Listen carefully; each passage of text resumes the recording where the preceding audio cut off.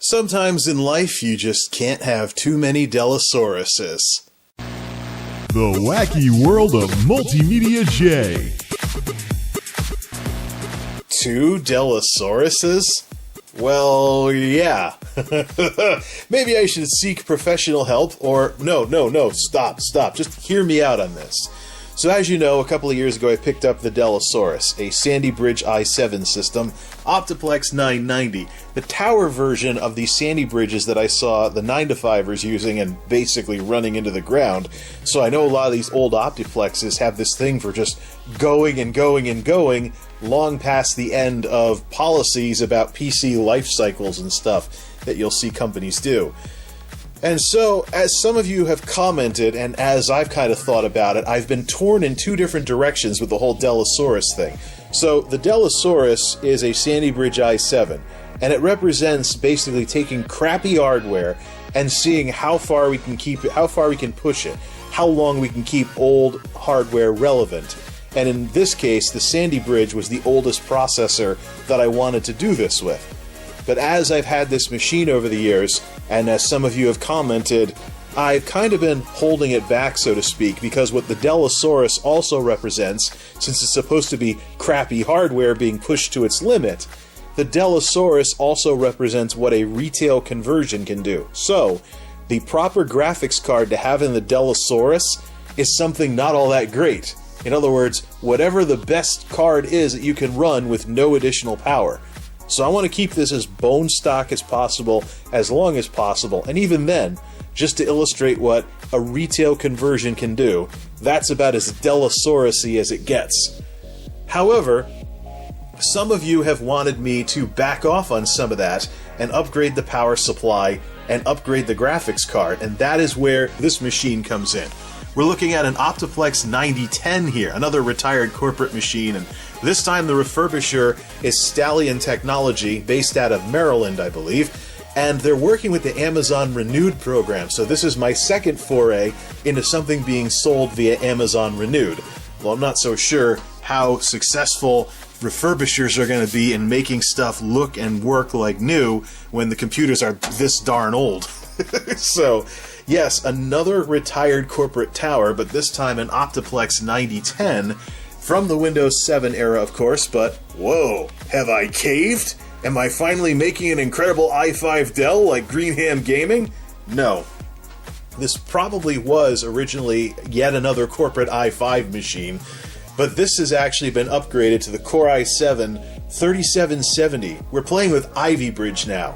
And Ivy Bridge is a processor that I've been curious about for a long time, because I know that with Haswell there was all the issues with heat and some other things, but Ivy Bridge was extremely well refined and extremely efficient despite its nanometers. Now if you look at the kilowatt with this thing running bone stock and not doing very much, it actually dips down into the teens wattage-wise. So this is now, at least until we put a graphics card in it, the most efficient computer I have in the whole darn geek house. And it's an Ivy Bridge i7. So this originally was an i5 computer, but the refurbishers upgraded it to an i7 3770. The interesting part about this specific SKU off of Amazon Renewed from Stallion Technologies is that it has everything out of the box that you need to start a basic gaming PC with a Dellasaurus. This SKU in particular comes with 256 gigs of 256 gig SSD. I almost said 256 gigs of RAM. Not in Ivy Bridge territory, I'll tell you that much. But a 256 gig SSD and 16 gigs of RAM right out of the box. So no RAM upgrade necessary. So we've got it running bone stock with the bone stock Windows 10 theme. It's finished off its upgrades, and the camera doesn't know what to do with the display, so it goes out of focus. So we're going to take a good look at this thing, but there's only one thing I can call something like this, and it's a name that some of you have suggested in the comments, because it would be Dellasaurus++. There's only one thing we can call something like this. Dellasaurus Rex. If we have to shorten it, we'll call it the D-Rex. or whatever. But yeah, ladies and gentlemen, welcome Dellasaurus Rex. This is the Dellasaurus where I'm going to swap the power supply and not hold back the graphics card. We're going to see what this Ivy Bridge beast can do. Okay, so it took a performance hit in order to be more secure. But at least it is. Ivy Bridge, woo! And there's validation of the 3770, and I've actually already tested it in user benchmark, and it performs very well versus other Ivy Bridges of this type. So we're not dealing with some kind of shenanigan chips or anything like what I've heard going around Wish.com or something.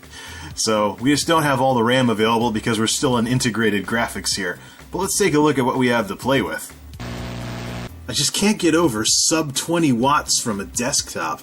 Of course, we are running exclusively off an SSD right now, which we have to see what kind of speeds we can get from it. I'm guessing 500-ish because it's serial ATA SSD. But man, you know, I used to be excited when... Oh, a little spike there. I used to be excited when the turd Shiba had really low wattage, or laptops could go this low, but considering that there are little itty-bitty machines out there today with i5s and i7s in the Coffee Lake era that can do like 5 to 10 watts when you're using them, or they're not doing anything fancy, that just... And it's interesting, because a couple of years ago when I built Monolith, I remember people making fun of me for focusing on power efficiency, but the thing is, while, you know, PC builders at home were building what we have today, in the enterprise, power efficiency is all about your overhead costs and the costs of running these computers over their lifetimes. So this is something that these corporate systems would focus very heavily on. So we're going to see what this beast can do. Alright, stop beating around the bush. So first order of business, I don't know if Stallion did this or if the previous owner did this, but I don't approve of the service tag being used at tag. Can I say tag correctly? Whatever. I don't approve of the service tag really being used as a kind of like a warranty sticker to make sure nobody puts a CD in the system. Either way, you know. We are running bone stock Windows 10 here, and we got a little bit of tape to take off there, but I wonder if I can put the service tag back where it originally was. Does the drive open? Yes, it does. It's cool that the rubber band or the belt issues of years gone by used to be a thing. Let's see if we can get this tape off of this and stuff. Okay, stop playing with the optical drive. Not like we use it much anyways. At least it's a burner though. BIOS version is A13. That is not the latest BIOS for this model. Let's get that fixed first of all. Maybe we can put some faster RAM in this thing if we do that. One of these days, I'm going to have the power go out in the middle of one of these. I'm going to be like, gah, bricked it! Well, they should give it the latest BIOS, which also addresses some of the security issues that have come up in recent years as well. Oh, what? It's got to do something else? Whatever. So I guess the question that we have to ask ourselves is, what should go in what Dellasaurus? I'm guessing the RAM should at least go over to Dellasaurus Rex. The Ivy Bridge supposedly supports faster RAM than the Sandy Bridge did, so that 1500, whatever it is, should probably work fine in here. So here's what we got from the refurbisher. It's very similar to... There we go, put it in bright mode with the light. So it's very similar to what the other Dellasaurus had. Of course, you got a drive caddy, and of course, last go around I had the SSD just cushioned by the parts bag for spare parts. And this time we have a nice little caddy, but I'm eventually going to have a spare parts bag in here as well. And I can probably move the games drive down to here as well, because this is going to be the system, or excuse me, the one on the bottom, the Dellasaurus Rex, is going to be the system that I actually do more with, whereas up here is going to be more a retail conversion. So, I might put a real graphics card in here, as opposed to no power added up here. So of course, in the case of the 1050 Ti, you could probably upgrade it to, I believe a 1650 is the replacement card for touring, but we have NVIDIA Ampere architecture in the works that's supposed to deliver some serious performance improvements.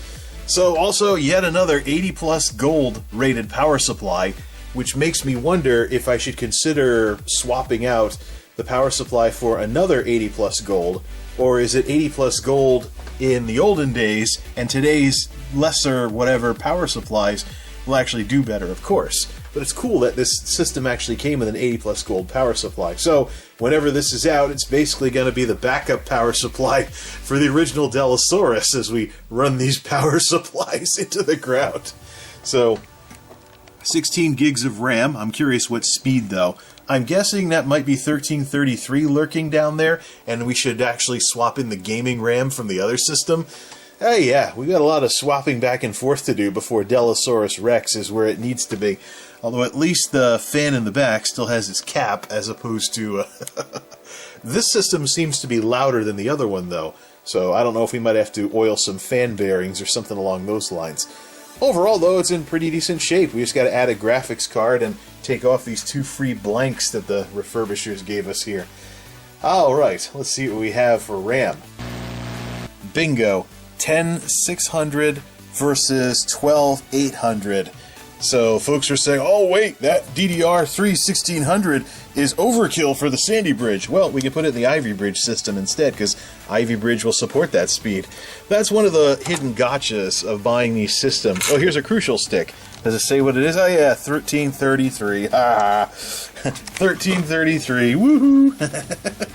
It is DDR3, and that's one of the gotchas of working with a Dellasaurus for gaming, is that you're going to be limited to DDR3, and also on the solid-state drive front, you're going to be limited to non-M.2s, so you're going to be dealing with serial ATA and its bandwidth caps and stuff like that. So what do we have? 12800U. Yeah. Oh wait, this one might actually. So this is all different RAM speeds that are being. This is a mix of RAM speeds that's running at the lowest speed that's in the cluster, so to speak. Yeah. Here's some 12800 right here. So the RAMs mixed together. Either way, we're going to put the faster RAM in the Ivy Bridge system because the processor actually supports this speed. It won't make a difference up top. There we go. System's now powered by Ripjaws, and that unfortunately is one of the issues with some of these, used systems and stuff like that. Is people will say, "Oh, there's 16 gigs of RAM." They might not mention whether or not they have a situation like this where you have different RAM speeds mixed together, and memory controllers will go with the lowest common denominator if it detects a situation like that. So I'm curious if this is all going to detect as 1600 now. Of course, the haters were like, oh yeah, you bought RAM that was too fast for that Sandy Bridge, moron. Just call it an investment, because in some systems, RAM is a transferable upgrade. So let's put all this in the regular Dellasaurus, which should only support 1333 or whatever, because it's a Sandy Bridge. Whatever. That's more like it. Now, let's see if I'm right. Can we do this without the top Dellasaurus falling over? I did felt bottom this thing too, so... Tower of Dellasauruses! Woo! Let's go into the BIOS. Makes a different click noise when it starts up too. The fans certainly go crazy. Of course, I worked with some Optiplex 9000 series at the 9to5 once, and I see them do this kind of stuff as well. BIOS. What does the memory speed show up as? System information. 1600 megahertz, baby. There we go. So now we finally are making use of the full speed of those Ripjaws. So haters, whatever. Something to be said. I should plug in the other Dellasaurus and fire them both up, even though it's only one monitor. It just might look cool. Then, like, set it to gaming mode or something, turn off the lights and stuff like that. What can I say? You know, the fact that these systems have rather standardized parts is what makes them so much fun to work with. Dellasaurus Rex spare parts. Nothing in the bag yet, but it will cushion the SSD over the games drive that I just brought down from the Dellasaurus to bring all the games over in one fell swoop. Well, these things are pretty good for cushioning SSDs, which of course don't really have issues with mechanical shock. Just keep them from moving all around the case so they don't slam around as much. So, anyways, we'll get this all set up, and interestingly enough, yeah, it's 275 gig Crucial Micron in there, and this is actually a regular Micron 250 gig? Yeah, 256 gigs, so I don't know if 20 gigs is going to be enough to convince me to change SSDs for the system, but we've got our games on here, so we'll have to compare speeds later on. These should both be around 500-ish read and write, because that was the cap for the bus, and why M.2 had to become a thing in the first place. So, let's swap blank plates and stuff to bring that 1050 Ti down next. There we go. Just like before, the spare parts bag makes for a nice cushion for the SSD. We just have to make sure this caddy doesn't stick out too much when we put the thing back on. So I guess we can take the DisplayPort adapter, aka the integrated graphics adapter, and just put it back in the Dellasaurus where we got it from. This is actually something that something I started doing in more recent years, is storing all the spare parts in an unused part of the case, like in a bag or something like that. Someplace where they won't rattle loose or anything. I got sick of losing blank plates and stuff for drives and the like. So, 1050 Ti, and it's not permanent. We're eventually going to upgrade this to something better. Basically, when Monolith gets a new graphics card, that graphics card is coming here. I just got to find a way to get it to fit. Fortunately, I don't buy those huge graphic cards with like 3 fans or anything. I have seen people actually saw off the drive cage in order to put in one of those big ones, but really, it's about what your graphics card can do, not, oh, look how big it is inside my case with the big window. Of course, this thing doesn't have a window, so we like that. Gaming PCs should just do their job and play games. I mean, how much time do you spend gawking at your computer when you put a big light show in it? And how much time, and of the time that you do spend gawking at your computer, how much of time are you spending gawking at your computer because you put in a light show to gawk at? So, alright, let's put this back together and see what kind of power we're rocking with this Ivy Bridge. That's some pretty serious power. I wonder how the rubber's holding up in these little things that go through the case, and whether I should swap them out with regular screws yet. It would appear that the two Dellasauruses have very similar side panels that I'd be very prone to mixing up.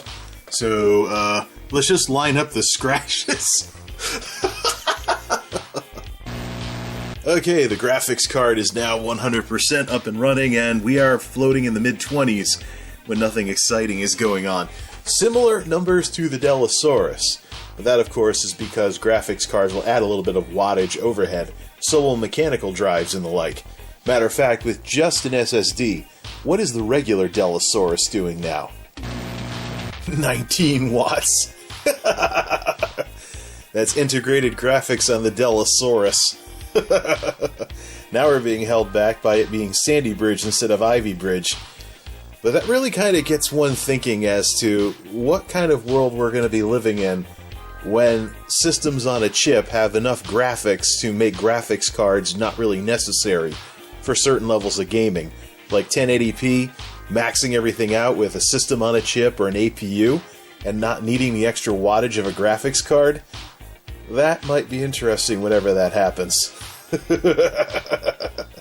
Alright, back to the Ivy Bridge. By the way, the Dellasaurus had a BIOS update too, which has been applied. We'll come back to this.